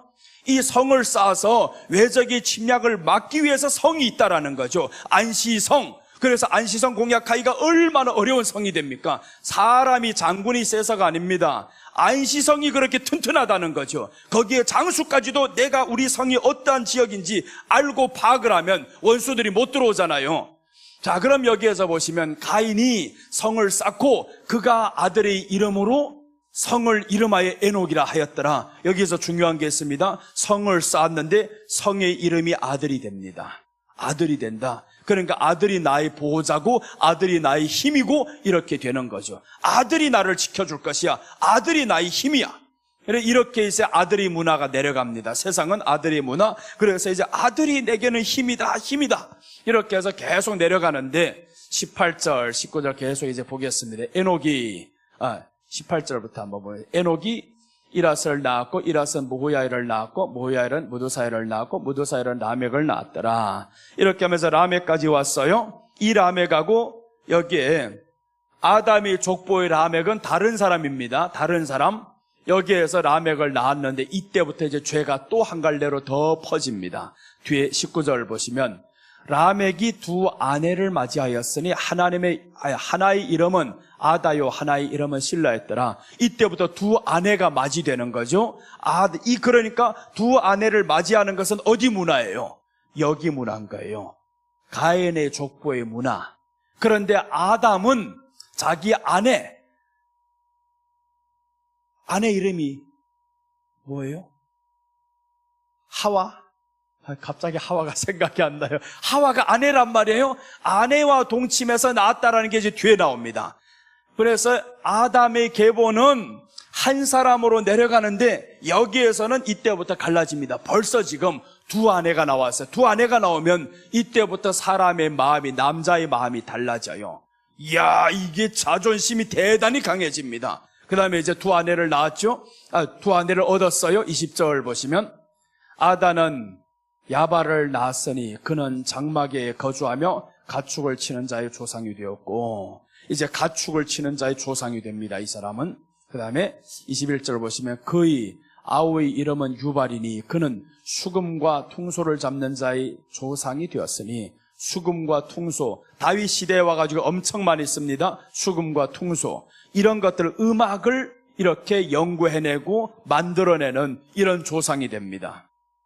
자, 그 다음 22절 내려가면 실라는 두발가인을 낳았으니 그는 구라와 쇠로 여러 가지 기구를 만드는 자요, 두발가인의 누이는 나아마, 이때는 무기를 만들죠. 무기를 만들어야 자기네들 힘이 있잖아요. 누릴 거 다 누리죠. 무기를 만들어야 된다. 음악을 만들어야 된다. 가축을 많이 키워야 된다. 모든 것에 점점 이제 힘을 기르기 시작합니다. 자, 그 다음에 이제 내려갑니다. 라멕이 아내들에게 이르되, 이제 나옵니다. 라멕이 아내들에게 두 아내가 있죠. 아다와 실라여 내 목소리를 들으라. 라멕의 아내들이 내 말을 들으라. 나의 상처로 말미암아 내가 사람을 죽였고 나의 상함으로 말미암아 소년을 죽였도다. 그게 뭔 자랑입니까? 내가 상처로 말미암아 사람을 죽였고 상함으로 인해서 소년을 죽였는데 그게 자랑입니까? 이 말은 바로 성내는 것이 나왔어요.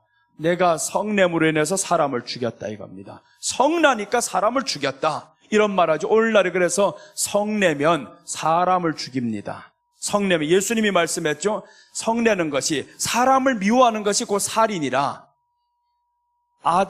가인이 성냄으로 인해서, 그래서 성내도 어느 정도로 내야 되냐면 심히 가면 안 됩니다. 심히 분하여 하면 안 되는 거예요. 가인은 심히 분했습니다. 심히 분했는데 이렇게 하면서 이제 심히 분하니까 사람을 죽이는 거죠. 상처로 인해서 사람을 죽입니다. 사람들끼리 보세요. 처음에는 좋은 말 하다가 같이 가다가 결국에 어떤 말 하나에 점점 치달아 올라갑니다. 심히 분해가지고 결국 칼을 들고 온다거나 쟁기를 들고 온다고 해서 사람을 죽이잖아요. 심히 분해서 결국 다 이제 죽은 다음에 보니까 별것 아니었어요. 위층에서 소음이 좀 컸다네요. 그런데 너무 심히 분한 거예요. 왜냐하면 말이 안 통한단 말이에요. 가서 얘기를 했던 거예요. 좀 조용히 하시오. 아랫사람도 생각해야지. 그래서 우리 아파트에 올라가는 데는 엘리베이터에 써놨어요. 위층에서는 개미 소리, 아래층에서는 망치 소리, 이렇게 해가지고 써놨어요. 위층에 걸어다니는 거는 자기들 무심결에 걷는 소리가 개미 소리 같이 들리지만 아래층에는 망치로 때리는 것 같다라는 거예요. 그렇게 해서 사람들이 너무 자꾸 답답하니까 말을 하는데 말은 듣지 않고, 나는 집에 있으면 화가 난 일이 하나 있어요. 저녁만 되면 어떤 노인이 나와가지고 그 베란다에 와서 담배를 자꾸 피우는데 뭔 담배가 그렇게 역한지, 나는 폐가 안 좋아가지고 담배 냄새 맡으면 기침이 나와요. 자꾸 기침을 하고. 그런데 힘없는 영감이 자꾸 담배를 피는데 우리 집으로 자꾸 날라들어와요. 이게 날라들어와요. 이야, 소리치고 싶을 때 한두 번이 아닙니다. 근데 그 수십 년을 그렇게 살아온 사람을 담배 피지 말라고 한들 듣겠습니까? 안 듣지. 그래서 말 안 하는 거예요. 조금만 참자. 저래 담배 피다 죽겠지 하고 이러고 있어요. 그래 잡고 있다가 이게 내 스스로 위로하는 방법이에요. 그렇게 하다가 가시겠지. 하다가 이렇게 하면 안 되면 그렇게라도 생각해야지. 어떻게 해요? 가서 싸우지는 못하겠고, 싸워서 해결될 만하면 해야지. 안 된단 말이에요. 안 된다고 해요. 그러니까 할 필요 없단 말이에요. 싸우지 말아야지. 그런데 오늘 이 사람은 싸워버렸네요. 상처받았다고 죽여버렸습니다. 자, 그 다음에 한번 더 봅니다. 24절을 보시면 가인을 위하여는 벌이 7배일진데 라멕을 위하여는 벌이 77배이로다. 죄가 더 커졌죠. 가인은 7배인데 이제는 죄가 더 커집니다. 점점 죄가 커지죠. 그 다음에 25절. 아담이 다시, 이제 그러니까 가인의 족보는 여기에서 마치고 이제 아담이 나오죠. 아담이 다시 아내와 동침함에 달라졌죠. 다시 아내와 동침함에 그가 아들을 낳아 그의 이름을 셋이라 하였으니 이는 하나님이 내게 가인이 죽인 아벨 대신에 다른 씨를 주셨다 함이며, 이제 다른 씨를 주셨습니다. 그러니까 이제 가인은 아담의 아들이 아닌 거예요. 이 족보상으로 보면 가인은 아담의 아들이 아니고 셋부터 시작하는 겁니다. 그래서 이제 보시면 다른 씨를 주셨다 함이며, 자, 그 다음 26절. 셋도 아들을 낳고 그의 이름을 에노스라 하였으며 그때 사람들이 비로소 여호와의 이름을 불렀더라. 5장 이제 넘깁니다. 5장을 다시 보면 아담의 계보를 소개합니다. 가인의 계보는 그렇게 끝났죠. 이제 가인의 계보는 끝나고 5장에 이제 아담의 계보가 나오는데, 이것은 아담의 계보를 적은 책이니라. 그럼 아담의 계보는 첫째 아들이 가인인데 나올까요? 안 나올까요? 나오면 안 말하죠. 나오면 이렇게 안 하죠. 4장에서 다 나왔으니까. 4장에서 가인이 족보가 나왔단 말이에요. 5장에서 이제 아담의 족보를 말하는데 족보의 시작을 보세요. 어떻게 하냐면, 하나님이 사람을 창조하실 때 하나님의 모양대로 지으시되, 아니 아담이 자기 족보를 말하는데 하나님부터 시작하는 거예요. 하나님이 사람을 창조하실 때 하나님의 모양대로 지으시되 2절 보시면 남자와 여자를 창조하셨고 그들이 창조되던 날에 하나님이 그들에게 복을 주시고 그들의 이름을 사람이라 일컬으셨더라. 그러니까 보세요. 아담과 하와의 이름이 뭐라고요? 사람이라는 거죠. 사람이다. 아담이라는 뜻은요, 사람이라는 뜻입니다. 자, 그 다음에 3절 보시면 아담은 130세에 자기 모양 곧 자기 형상과 같은 아들을 낳아 이름을 셋이라 하였고, 여기에서 보세요. 중요한 게 자기의 모양대로 낳았다고 했죠. 자기의 모양. 그럼 아담이 지금 누구의 모양대로 낳았다고 말씀하셔요? 아담은 하나님의 모양대로 창조하셨다라고 했죠. 그럼 아담은 하나님의 모양, 아담의 아들 셋은 아담의 모양. 그럼 하나님의 모양이 계속 내려가는 거죠. 하나님의 모양이 내려간다. 하나님의 형상이 내려가는 것을 의미합니다. 그럼 가인은 왜 하나님의 형상이 없고 아담은 왜 하나님의 형상이라고 했을까요? 가인이 아벨 죽인 대신에 셋을 주셨잖아요. 셋을 주셨다. 그럼 하나님의 형상이라는 것은 이제 무엇이냐 하면, 아벨은 하나님의 형상의 계열에 들어가고 가인은 하나님의 형상에서 벗어납니다. 가인은 하나님이 받지 않는 예배를 드렸죠. 받지 않는 예배를 드림으로 인해서 하나님을 떠났으니까 이제 하나님의 형상의 결에서 끝나버렸습니다. 그런데 아벨, 셋부터 시작해서 이제 아담의 계보에 들어가는데 이 사람들은 예배를 드리는 삶이었더라라는 거죠. 하나님이 받으시는 예배를 드리는 삶이었더라. 그래서 예배를 드리는 삶으로 계속 내려갑니다. 이제는 셋이라 하였고, 그 다음 4절부터 보겠습니다. 아담은 셋을 낳은 후에 800년을 지내며 자녀를 낳았으며, 5절 그가 930세를 살고 죽었더라. 계속 이렇게 나옵니다. 계속 읽읍시다. 이제 에노스를 낳은 후 800년을 지나며 자녀를 낳았으며 그는 961세를 살고 죽었더라. 또 여기 한 어디까지 가야 되냐면 한 20절 이상까지 가야 됩니다. 이렇게 해서 계속 읽어요. 지금 에노스는 930세 케난을 낳았고, 케난을 낳은 후에 805년을 지내며 자녀를 낳았으며 그는 905세를 살고 죽었더라. 자 보세요. 계속 여기에 다른 말이 안 나오죠. 누구 낳고 죽고 누구 낳고 죽고 낳고 죽고 했는데 가인이 계보에는 그렇지 않잖아요. 역사가 있어요. 낳을 때마다 가축을 치는 자다, 퉁소를 다스리는 자다, 또 나아가서 뭐 이런 말들이 나오죠. 그런데 이 사람들은 여기에 신경을 안 씁니다. 오직 하나, 누구를 낳고 가는데 하나님의 형상 그대로 계속 내려갑니다. 기가 막힌 사건들 계속 나오죠. 자, 13절 또 내려갑니다. 마할랄레를 낳은 후 800년을 지내며 자녀들을 낳았으며 그는 960세를 살고 죽었더라. 910세를 살고 죽었더라. 마할랄레는 65세에 야렛을 낳았고, 야렛을 낳은 후 800년을 지내며 자녀를 낳았으며 그는 895세를 살고 죽었더라. 야렛은 62세에 에녹을 낳았고, 에녹을 낳은 후 800년을 지내며 자녀들을 낳았으며 그는 962세를 살고 죽었더라. 에녹은 65세 무드셀라. 이제부터 하나님이 이야기가 나와요. 저쪽은 벌써부터 이야기가 나왔는데 이제 이야기가 등장합니다. 어떤 이야기가? 아담의 족보에서 첫 번째 이야기 에녹에서 시작되는 거예요. 그럼 그 전에 사람들은 다 뭘 했다는 거예요? 에녹과 같은 삶을 살다가 죽었다라는 거죠. 그렇게 해서 에녹이 시작되는데 22절 보시면 무두셀라를 낳은 후 300년을 하나님과 동행하며 자녀들을 낳았으며, 그럼 보세요. 하나님과 동행하며 자녀들을 낳았으니까 누구의 아들들인 거예요? 이제 하나님의 아들들. 여기는 하나님의 아들들이 됩니다. 하나님과 동행하며 자녀를 낳았다. 이게 첫 번째 이야기입니다. 아담의 계보의 첫 번째 이야기. 저쪽은 이야기가 계속 나오죠. 라멕이 시작이 되면서 아내를 둘 얻었는데 아내들이여 내 말을 들으라. 내가 사람을 죽였다. 왜? 성냄으로 인해서 화가 나서 죽였다. 그러면서 이 아들들이 또 나오더니 이제 가축을 치는 사람이 되고 뭔 이야기들이, 이런 이야기들 많아요. 다 세상 이야기. 그런데 이쪽은 신앙의 이야기가 쭉 이어집니다. 무들셀라를 낳은 후 하나님과 동행하며 자녀들을 낳았으며, 23절 그는 365세를 살고 죽었더라 아니고 살았더라죠. 365세를 살았더라. 에녹이 하나님과 동행하더니 하나님이 그를 데려가심으로 세상에 있지 아니하였더라. 이 얼마나 아름다운 얘기예요. 이 아름다운 이야기가 여기에서 등장합니다. 이렇게 아름다운 신앙의 계보가 계속 이어지는데 6장에 와서는 타락이 된답니다. 6장에 와서. 그래서 이제 이 족보가 중요합니다. 좀 더 가면 더 내려가 보겠습니다.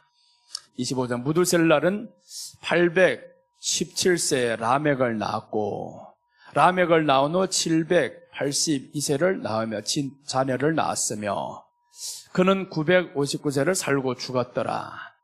라멕은 122세에 아들을 낳고 이름을 노아라 하여, 이제부터 두 번째 이야기. 첫 번째는 에녹 이야기가 나오고, 그러면서 다 몇 세를 살고 죽고 몇 세를 살고 죽고 누구를 낳고 죽고 하다가 에녹에 와서 이야기 하나 등장하고, 에녹이 올라간 뒤에는 또 누구를 낳고 하다가 이제 또 하나의 이야기가 등장합니다. 두 번째 이야기. 자, 그러면서 이름을 노아라 하여 이르되 여호와께서 땅을 저주하심으로 수고롭게 일하는 우리를 이 아들이 안위하리라 하였더라. 이야, 멋있는 이야기가 또 나왔어요. 하나님이 수고하게 하신 땅에서 노아를 통해서 안위하게 하였더라. 이제 노아가 나왔습니다. 30절 뒤에. 라멕은 노아를 낳은 후에 915년을 지내며 자녀들을 낳았으며, 그는 777세를 살고 죽었더라. 노아는 500세 된 후에 셈과 함과 야벳을 낳았더라. 끝. 이렇게 창세기 5장이 끝났어요. 노아가 셈과 함과 야벳을 낳았더라. 끝났습니다. 그 다음에 6장으로 넘어가는 게 이제 여기입니다. 하나님의 아들들, 여기에 사람의 딸들. 그럼 여기에서 사람이 땅 위에 번성하기 시작할 때 그들에게서 사람의 딸들이 나니, 그들이 딸들이 낳았다고 해서 사람이 땅 위에 번성할 때 딸들이 낳았다. 그런데 이것만 보면 여기도 사람이라고 생각됩니다. 2절 때문에 이게 나뉘어지는 거예요. 4장과 5장의 족보가 확실히 다르구나, 이게 보이죠? 그 다음에 2절 보시면 하나님의 아들들이 사람의 딸들의 아름다움을 보고 자기들이 좋아하는 모든 여자를 아내로 삼는지라. 여기에 사람들이 드디어 이제 더러운 이야기가 하나 나오기 시작했습니다. 계속 좋은 이야기로 하나님이 등장할 때마다 좋은 이야기 나왔는데 이제 6장에 딱 와보니까 나쁜 쪽으로 흐르기 시작했어요. 하나님의 아들들이 사람의 딸들을 취합니다. 여기가 이제 눈길이 돌려진 겁니다. 눈길이 돌려져서, 그래서 이제 하나님보다 더 사랑하는 것이 세상 것이고 사체다라고 했었죠. 신약에 와서 레위기에서 그렇게 말씀하죠. 그러니까 레위기는 이런데 모든 것을 다 기초를 두고 말씀하는 거예요. 이렇게 기초를 두고 딱 보니까 여기에 이 사람들이 여기를 사랑하는 겁니다. 그럼 사랑하면 했지, 하나만 하라 이거예요. 하나만 해서 하나가 들어오면요 내 신앙으로 정복할 수 있습니다. 둘이 들어오면 못 이깁니다. 그때는 2대1이 되니까. 그래서 많이 들어오면 진다라는 거예요. 그래서 이제 솔로몬에게 왕을 세울 때 뭐라고 했냐면 이방인 아내를 취하지 말고라는 말은 없습니다. 이방인 여인을 취하지 말고라는 말은 없는데 아내를 많이 두지 말지며 많이 두지 말라는 거. 많이 두지 말라. 많이 두면 넘어간다. 다윗은 보세요. 아내를 많이 뒀습니다. 다윗도 아내를 많이 뒀는데 다윗은 어떤 아내였냐면 자기 나라의 여인들, 이방신을 섬기는 여인들이 아닙니다.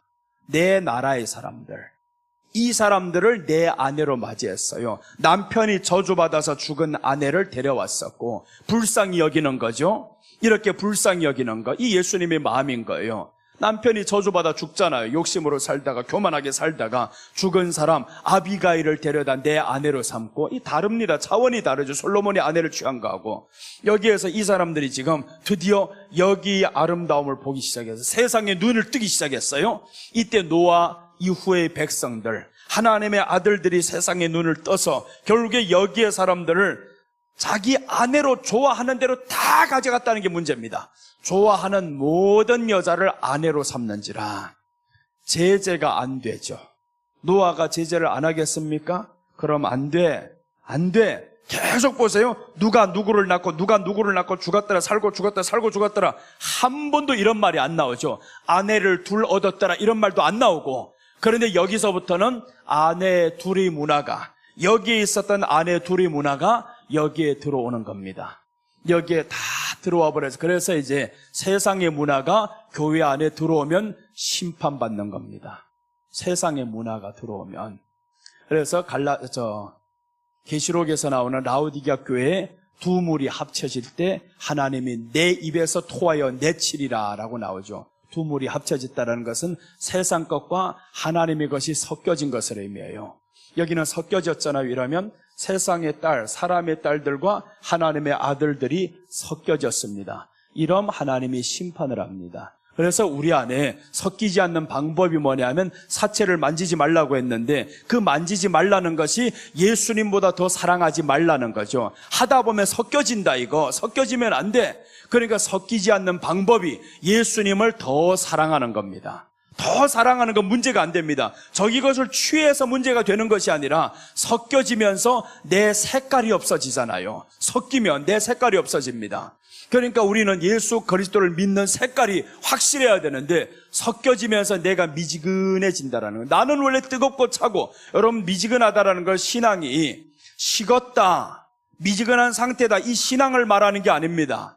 두 물이, 차가운 물과 뜨거운 물이 섞이면 미지근하잖아요. 그래서 하나님이 우리 그 말씀까지 보고 갑시다. 여기는 지금 확실했죠. 이제는 이 하나님의 아들들이 사람의 딸들을 보면서 좋아하니까 이제 하나님이 사람 지으셨음을 한탄하고 하나님이 책망하시고 심판하십니다. 이때 심판이 내려오는 겁니다. 이제 어디를 본다고 했어요? 생각이 안 나네. 하다 보니까 자꾸 이래요 지금. 지금 분명히 이걸 딱 어디 간다고 했는데 지금 세게. 갈라디아서래. 라오디게아 교회 계시록 3장 15절 16절. 자, 15절 16절 보시면 계시록 3장에서 라오디게아 교회, 자 이제 섞이는 것에 대해서 말씀드려요. 여기가 지금 섞였단 말이에요. 섞이니까 하나님이 심판했습니다. 그럼 여기도 마찬가지인 거예요. 내가 네 행위를 아노니 네가 차지도 아니하고 뜨겁지도 아니하도다. 자, 그럼 보세요. 차지도 아니하고 뜨겁지도 아니하면 이게 미지근하다고 했죠. 그런데 주님은 뭐라고 말씀하냐면 네가 차든지 뜨겁든지 하기를 원하노라. 차든지 뜨겁든지 해라는 거예요. 차든지 뜨겁든지. 미지근은 그러면 뭐라는 겁니까? 섞였다라는 말이죠. 차든지 뜨겁든지 해라. 둘 중에 하나. 그러면 신앙이 차가우면 되겠네. 신앙으로 해석해버리면 차든지 하라고 했는데 신앙으로 해석해버리면, 미지근한 것으로 신앙으로 해석해버리면, 그럼 차든지는 신앙이 차가워야 된다 이렇게 해석하면 큰일 나죠. 뜨거운 쪽은 좋은데 차갑든지 하라고 했으니까. 그런데 이제 뒤에서 보면 16절 말씀합니다. 네가 이같이 미지근하여 뜨겁지도 아니하고 차지도 아니하니 내 입에서 너를 토하여 버리리라. 이제 버린다는 건 심판이죠. 그러니까 차든지 하라, 뜨겁든지 하라, 다 좋다라는 겁니다. 다 좋은데 섞이지만 않으면 된다. 섞이면 우리 본질이 퇴색됩니다. 그래서 여기는 섞이잖아요. 지금 이 섞여버리면 안 됩니다. 세상의 물과 세상의 물과 하나님의 말씀 이렇게 섞여버리면 결국에 이게 자기 본질이 없어지는 거죠. 섞이는 걸 하나님이 그래서 싫어하면서 이제 뒤에 레위기에는 이런 말씀들이 많이 나와요. 한 밭이 있는데 두 종자를 뿌리지 말라. 한 옷을 직조하는데 두 가지 색상을 만들지 말라. 이게 색을 말하는 게 아니라 한 밭에 두 가지 씨를 뿌리지 말라는 문자 그대로의 내용이 아니라 그 안에는 한 밭에 두 가지를 심지 말라. 우리 안에 한 밭이잖아요. 우리 안에 마음이 한 밭에 두 가지 씨를 뿌리지 말라는 거죠. 하나는 말씀의 씨, 하나는 세상의 씨, 두 가지가 다 자라게 하지 말라는 거예요. 하나만 뿌려라, 하나만 뿌려라. 그래서 이제 우리는 예수님 안에서 복음의 씨를 받아들였으면 이것만 자라게 해야 됩니다. 이것만. 그래서 주님이 이 땅에 오셔서 하시는 말씀이 나보다 더 사랑하는 자는 내게 합당하지 아니하느니라 라고 하신 거예요. 오늘 여기에 섞이는 것에 대해서 이렇게 말씀드려서 창세기. 이러면 이제 둘째도 못 맞췄어요. 오후에 갑시다 또. 오후에 이제 둘째. 여기 지금 부정한 것을 만진 죄에 대해서 말씀하는데 생명 없는 세상 것들 가까이 한 죄입니다. 세상 게 다 생명이 없는 게 아니라 다 죽은 것이 아니라 주님보다 사랑하는 것이 세상 것이다 라고 했습니다. 이게 결론입니다. 오늘 여기 결혼한 이 사람들도 보면 하나님보다 여기를 더 사랑해버렸어요. 그러니까 문제가 생기죠. 심판을 받아요. 우리 예수님 믿는 사람이라는 것은 누가 믿는 사람이냐 하면 예수님을 세상 것보다 더 사랑하는 것이 믿는 사람입니다. 그런데 믿는 사람이 저것도 사랑한다고 하면 이것은 섞인 사람. 섞인 사람은 이제 보았었잖아요. 내 입에서 토하여 내치리라. 그래서 마지막 주님이 오실 때 섞여 있는 것을 나누려고 주님이 오신다고 했어요. 마태복음 3장에서 하나님이 치잖아요. 내가 이 땅에 온 것은 심판하러 왔다. 키질을 하러 왔다. 그래서 치니까 쭉정이는 나가서 저 불에 들어가고 알곡은 안으로 들어오고 이렇게 나누러 온다라는 겁니다. 여러분 마지막 때 다 이렇게 미지근하게 섞여서 가는 게 아닙니다. 나눌 사람 나뉩니다. 들어올 사람은 점점 들어오고요. 멀어질 사람은 점점 멀어집니다. 그러니까 우리가 선택을 바로 해야 되는 거예요. 말씀을 듣고 결단을 바로 해야 됩니다. 하나님 앞에 살고자 하면 이듬은 한없이 믿음이 커질 것이고 그런데 그게 아니라 저쪽으로 가려면 한없이 타락합니다. 그 모든 것이 내게 있다라는 거예요. 내게 있다라는 거예요. 오후에 다시 이 말씀 계시록 통해서 이제 설명드리겠습니다. 예, 기도하겠습니다. 하나님 아버지 감사드립니다. 오늘 이 시간 주님께서 말씀을 더하시고 또한 생각나게 하셔서 감사합니다. 종의 부족으로 때로는 생각나지 않고 있을 때도 있지만 그러나 성령님께서 우리에게 알아들을 수 있는 귀를 허락해 주셔서 감사합니다. 또한 서로 협력하여 모를 때는 가르쳐주는 또한 사람들이 있어서 감사드립니다. 하나님 이 모든 시간이 우리 주께서 받으시기에 합당하고 가장 기뻐하는 시간, 우리 주님이 즐거워하는 시간이 되기를 간절히 원해서 오늘 이 시간도 뜨겁게 열심으로 서로가 서로를 위해서 하나님 앞에 드렸습니다. 주님 오늘 이 시간 받아 주시옵소서. 예수님의 이름으로 기도드립니다.